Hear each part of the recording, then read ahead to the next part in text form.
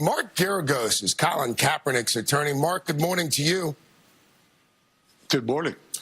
Yesterday, NFL Commissioner Roger Goodell, Mark, as you probably know, said that this was a team decision, that if an NFL team thought that your client, Colin Kaepernick, were good enough, he would have been picked up by now. What's your client's response to that? Well, I don't know if it would be my client's response, but I think the commissioner was roasted appropriately on social media yesterday. Anybody who believes that will believe that Mark Sanchez was a better choice, or some of the other, how shall I put it delicately, people who were well past their prime that were signed this year.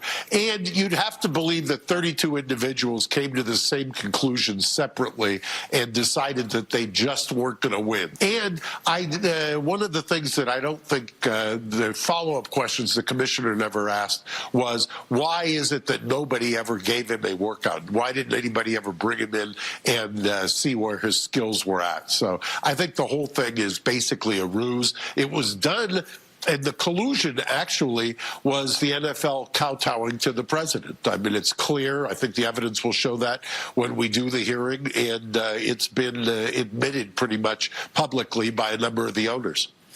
The owners haven't admitted collusion publicly, to be clear, though, Mark. They don't admit the collusion because of what the consequence is. If they admit the collusion, the collective bargaining agreement, which is extremely onerous, that evaporates. And so they can't admit the collusion. But it's with a wink and a nod. There isn't anybody who's got a couple of neurons firing that wouldn't say that this is collusive activity. As you know, a number of the halftime acts have taken heat for performing at the Super Bowl this year. Maroon 5, Big Boy, Travis Scott among them.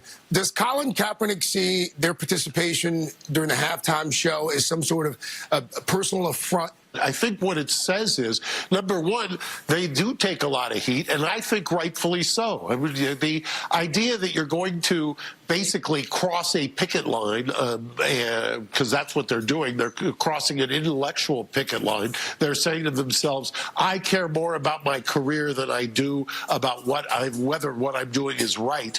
That's taking the short money, so to speak. I don't think that that's a right thing. I think when Travis Scott, or it was reported that Travis Scott had got Colin's blessing, that was categorically untrue, and I think Travis tried to correct that, but there was no blessing of it. And I think Colin feels like, hey, wait a second here, I did what is right. I did what the First Amendment says you can do, because I wanted to point out to a fundamental systematic problem in America. And then three other artists, all ironically managed by the same company, cross the intellectual and ideological picket line. I think there's something wrong with that. They should be called out. Hey, Mark, this has been, by a lot of standards, a successful season for the NFL. Ratings are up.